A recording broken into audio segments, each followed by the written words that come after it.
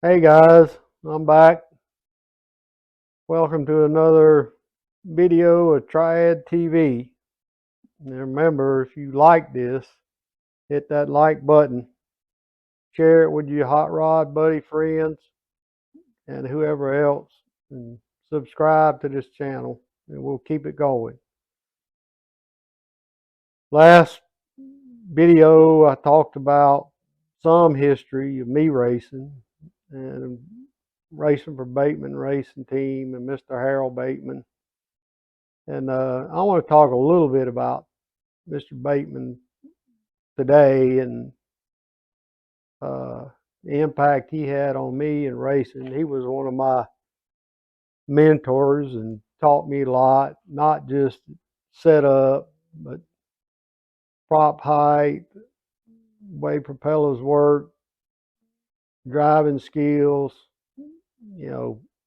how to keep people behind you, how to get in front of them and keep them behind you. That was the goal. And back then we were doing clock starts. And I think my first Le Mans start was in Rocks Pond. I'd never done one of those before. We're sitting there lined up on the bank, and I got a 14-foot Allison with a 650 XS on it. Then I rigged on it Saturday night. And this is a Sunday race, and I hadn't even cranked the thing at the shop. I didn't know. It was a half of a T2X C6 sandcast block.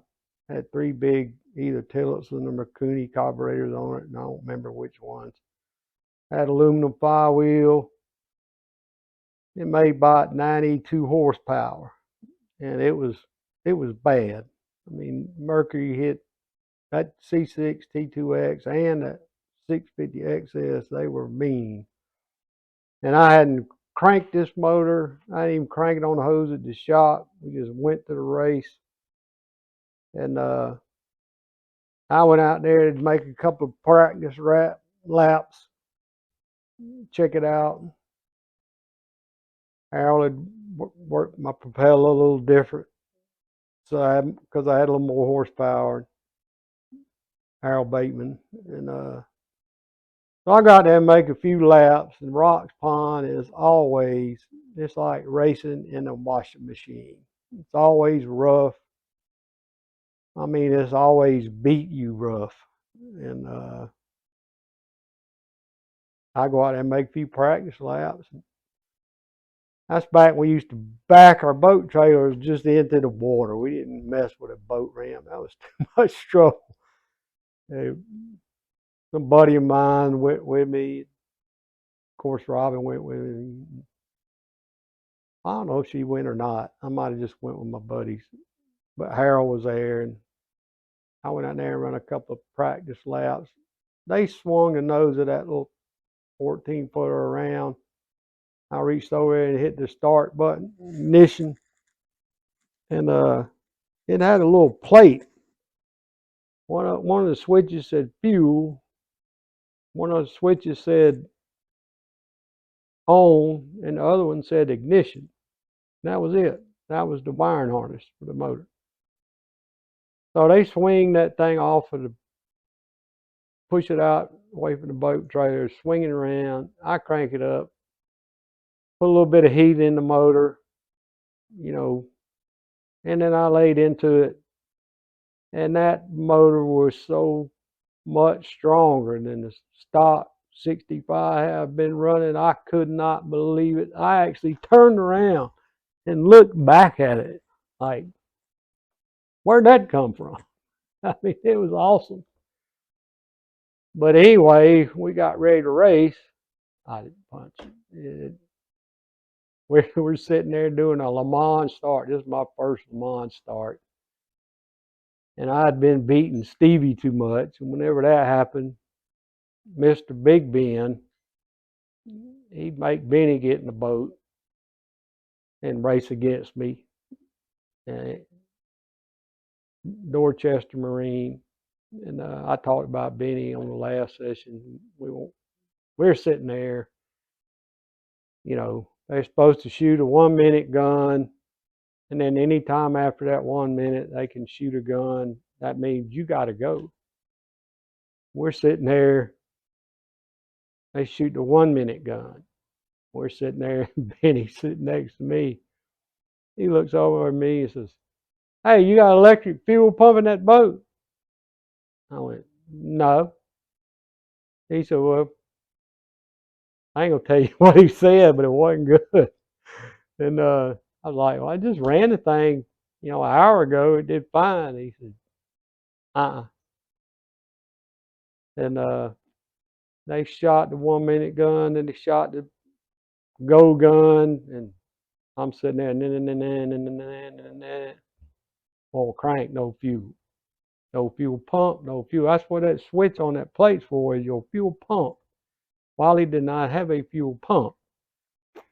And the rule on the Le Mans start is you can cross the race course and go to turn 3 like all the other boats that just left you sitting there because you didn't have a electric fuel pump. If they don't come around turn 4 before you finally get cranked and leave, then you can leave and follow them. We're doing 5-lap heats. And I got that thing cranked when Benny was between turn 3 and 4. So that allowed me to cross the race course and follow them. In a 5-lap heat, I outrun all of them, passed Benny twice and won. And Mr. Bateman, he was ecstatic. That was the first time I'd ever run that motor, and he bought it for me to run. And it wasn't mine. It was his money, and he was ecstatic. Mr. Big Ben Robinson, he was not ecstatic.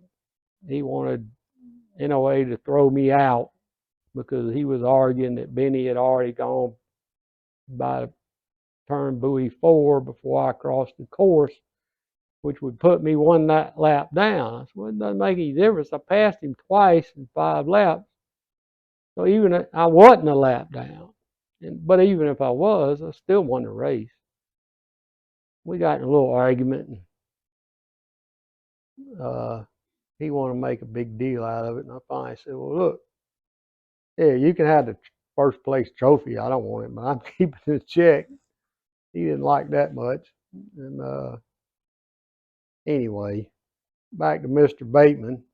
Like I said, he was a great mentor of mine, driving skills. And you'd have to know Mr. Bateman to really understand what I'm talking about. He was an extremely competitive individual. He did not believe in coming in second. He didn't want you to come in second. He wasn't working with you for second place. I mean, he would accept that. That's where you came in, but he wanted to win. And Mr. Bateman he raced go-karts, he raced flat track Harley Davidson, dirt track for Vic's Harley Davidson in Augusta. He raced micro midget cars, like the little sprint dirt cars that they race today, except they didn't have a wing on them. And he raced small hydroplanes, wood hydroplanes with Koenig engines or Mercury engines. When I was a kid, I grew up in Vineland, which is right next to the Augusta National. For you golfers, you know where the Augusta National is. And we would walk down to Lake Olmsted and watch Mr. Bateman and his brother Julian and his brother C.W. practice with them hydroplanes. I never got to see him race. I was just a small kid back then. But Mr. Bateman, he taught me a lot of the things that I knew. Mr. Paul Allison taught me a lot of things I knew. Alan Stinson taught me a lot of things that I knew. Donald Bateman taught me a lot of things that I knew. And I absorbed as much as I could absorb. As much information as I could cram into my brain, I did it. I studied it. I listened to people that I knew were good. Joe Burgess, me and him were great friends.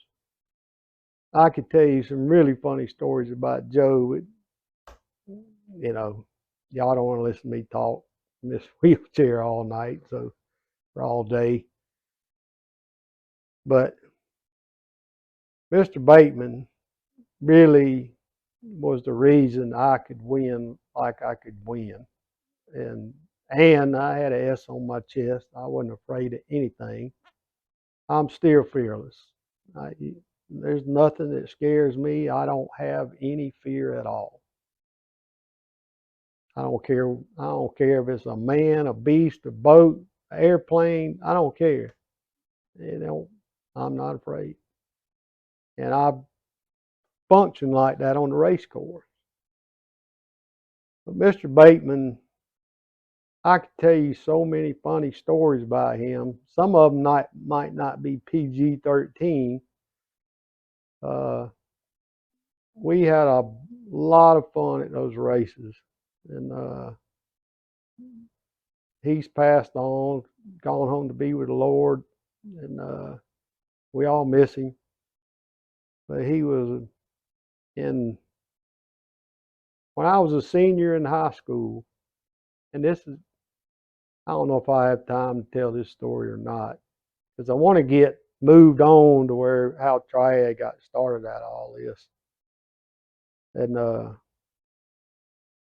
I don't think I really have time to tell that whole story, but it's hilarious about Joe Burgess and what went on. We went up to see Mr. Bateman decided to start racing, and instead of just letting Donald race in his stead, he decided he wanted to go back racing. So I think he was 53 years old. He went to a race in Murphy, North Carolina, and me and a buddy of mine went up there. And that's another hilarious story that I don't have time to tell, but it's a hoot. And Joe Burgess was involved, and I was got in trouble, and they ready to put me in jail and all kind of stuff. Donald Bateman ended up leaving me out at the racetrack. He was mad at me because I got into all this trouble. He didn't want to go to jail. But anyway, Mr. Bateman put that 535 wing tunnel Allison in the water, and he outran everybody. Then he stepped up a class and ran an unlimited and outrun all of them. Now I think we threw him in the water when he got back to the trailer. I know we did it later at Clark Hill at the race there, and I'm supposed to have a newspaper article that's got all that stuff in it, but I had it last night to use on this video, but I can't find it. I'll find it sooner or later. We'll use it, but I just want to tell you what a great competitor Harold Bateman was, how much he instilled into me and other people in my life. And I didn't do it alone. I'm not going to sit here and say, I'm the great Wally Lampkin. I did all this stuff. And nobody else could take any credit for it because I have to give them a lot of credit, a lot. And I was really thankful to be able to race with Harold Bateman and learn from Donald Bateman and the whole Bateman racing team, which eventually ended up with Robin being on it. She ran Harold's older wing tunnel Allison in the 80 class, and we wouldn't help her. She got mad. I think she raced a year and a half, coming second all the time. Either behind it, already somebody from South Georgia that had a wooden McCall, or Rourke Summerford. Rourke did not want to be outrun by a 5-foot gorgeous blonde in a bikini. That was a race uniform, a bikini, and a pair of Nike shoes, a Gentex jacket, and a pair of sunglasses, and a Bell helmet. And she'd have a pouty face when she came in second. I wish I had that newspaper article because it's mostly about her.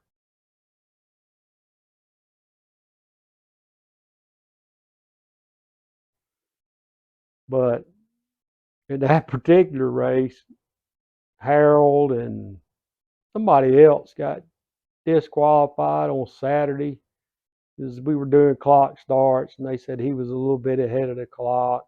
Him and I don't remember who the other boat was. And Sunday he won his class, and he broke a propeller on Saturday, and the one he had to run Sunday wasn't as good. It was slower. It says that all that in the newspaper article. Maybe I find it, shoot some still photos of it, and we can edit some of that in there, or make shorts out of it or something. Uh,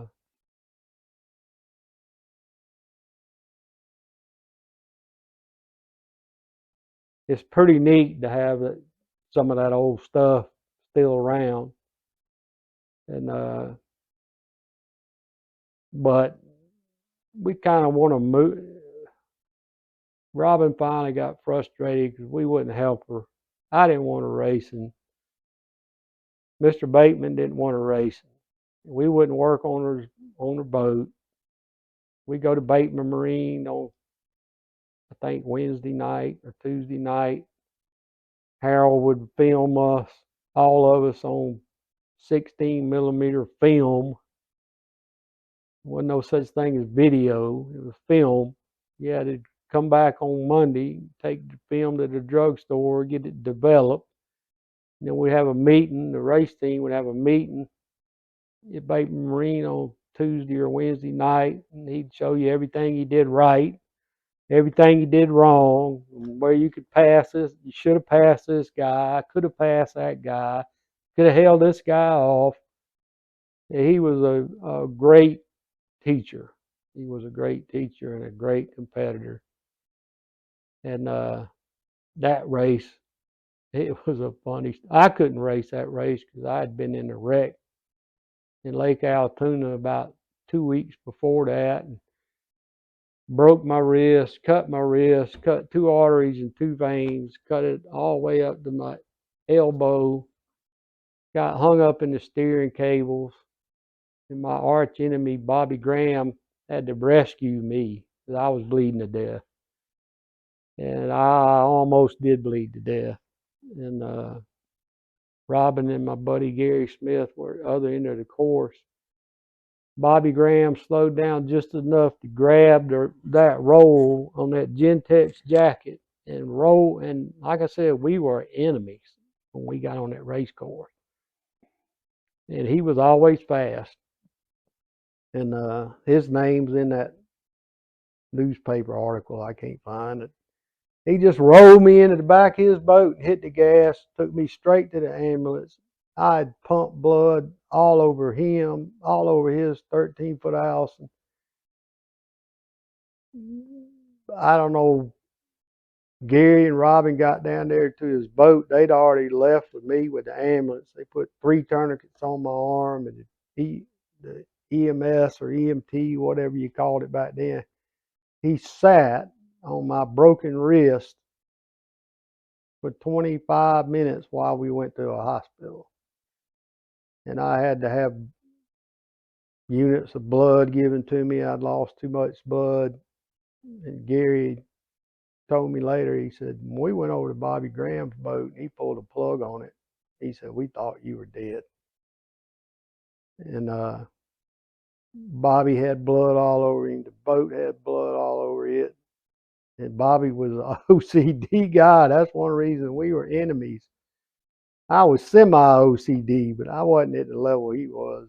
I had hit his boat a couple of times when we were racing. I mean, Harold taught me from the beginning, if somebody gets in your way, knock them out of the way and just keep going.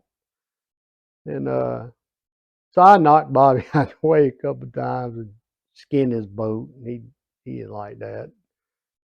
And but he's the one that basically saved my life. If he hadn't have done that, I'd have bled to death in the water. But Gary told me, he said that Bobby backed his boat back into the water, washed it off, and he waded out about neck deep, washed all the blood off of him. Then he left.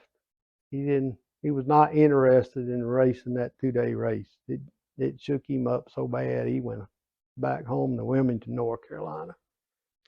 And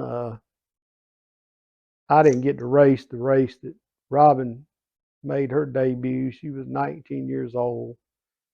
She came in second.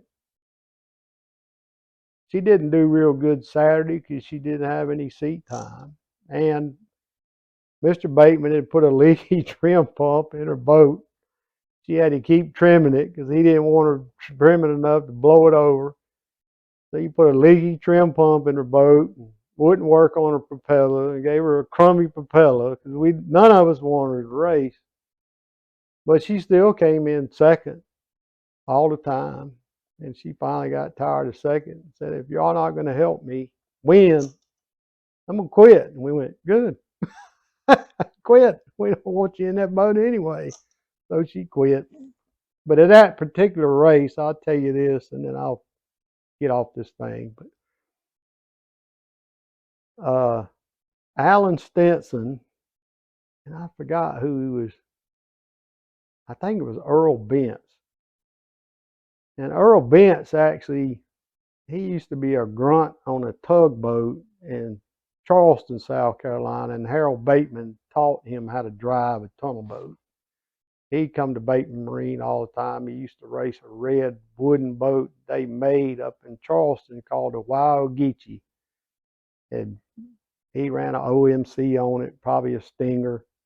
I don't remember. But then he graduated up to Mercury factory team driver status. And Alan Stinson, who had at one time worked a long time with Paul Allison, started his own boat company, and he was making boats, tunnel boats, to race in Unlimited and S100. And he was running Unlimited in one of his boats with his modified B6 Stinger on it, and Earl Bentz was running a T2X, I think. And they just got in a battle. We're supposed to run 5 laps. Both of them got disqualified because they ran like 12 laps. And one will be leading this lap, and the next one, this one will be leading, and they just weren't going to quit until somebody gapped somebody. And then it was, then they could say, well, I beat you. And it was funny. And Harold won his race on Sunday, I think. Broke his prop on Saturday. But anyway, I could tell you some other funny stories about that race, but y'all don't want me to just sit here and tell funny stories. I got 10,000 of them at least. But that'll get old. We want to move on. Next time I get on here, I want to talk to you about how I went from that and what the story is that made me create a Triad B21. And I'll tell you the history on that the next one we do. And then I hope that's the last time you see me sitting in this wheelchair.